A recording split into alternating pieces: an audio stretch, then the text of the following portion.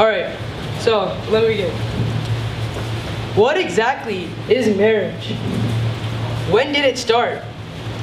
Who started it? Why do we want to be married so desperately? Take a moment and think about these questions. Think about marriage. Society tells us that we should be married, that we should partner ourselves with another individual and share our lives together, that we should never stray from our partner's side, and that we should remain loyal always. I have thought long and hard about marriage and questioned its existence. And after much consideration, I believe that I, Samir Jain, a 16-year-old student who has never been married, have cracked the case. Let me begin. Man created marriage. The idea of marriage is not natural. It is man-made. And yet, it is the ultimate form of commitment. And yet, it is one of the most sacred bonds in the universe. How logical is that? Let us think. When a building starts to crumble, what do? We tear it down. We tear it down, but we do not stay to pick up the pieces. We throw out the debris and erect a new structure, a taller structure. And when that structure becomes obsolete, what do? We make a new one. Two buildings are better than one after all. As time goes on, we move on. What was yesterday is replaced by what is today.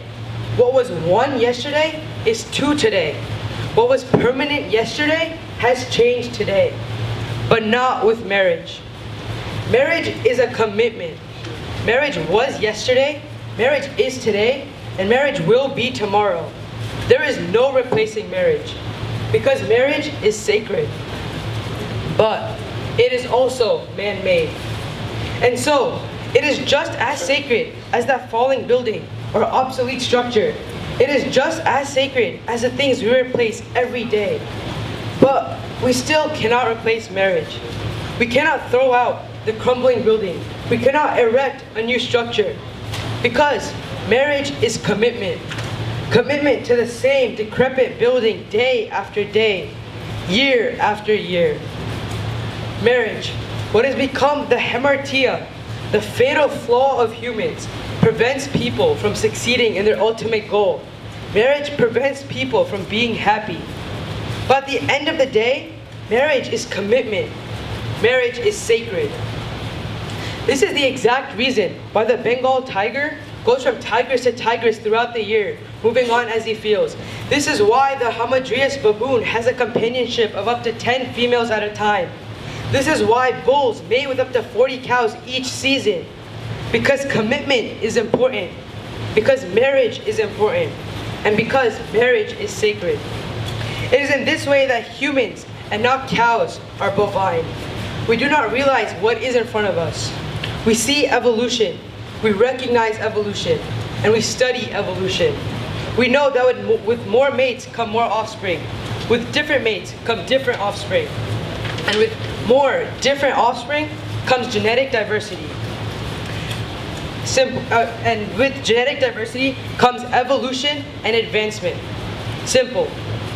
And yet, even after knowing all of this, we do not want to evolve. We do not want to become more advanced. Instead, we want to be married. We want to commit. We do not want more mates. We do not want more offspring. We do not want genetic diversity. And we certainly do not want evolution. How could we, when we could be married instead? We want to commit.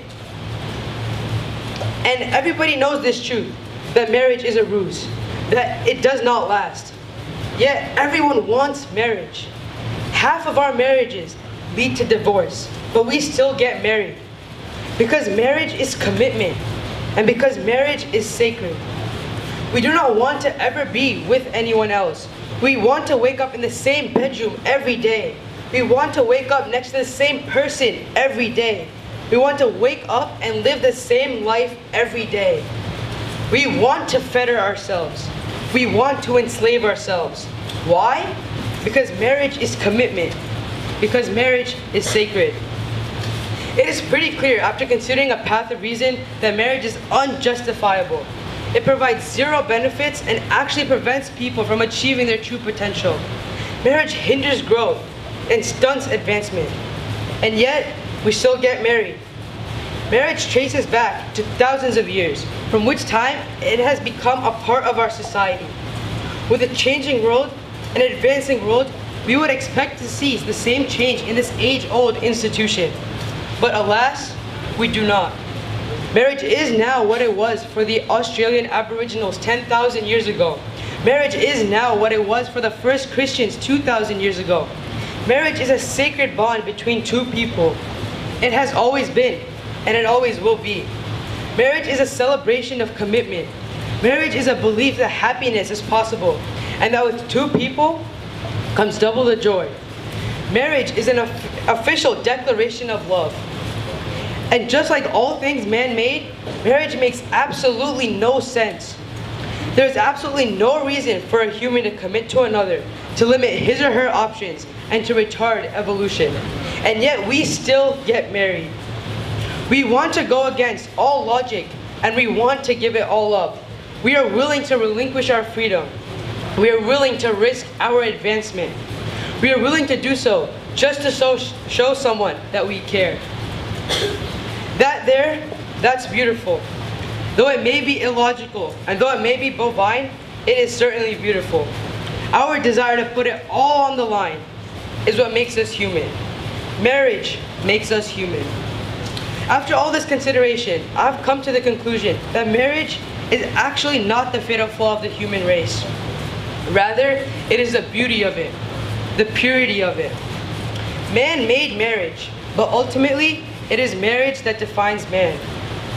One day, I hope to make that same illogical decision as millions before me. One day, I too hope to get married and to help define mankind. Thank you.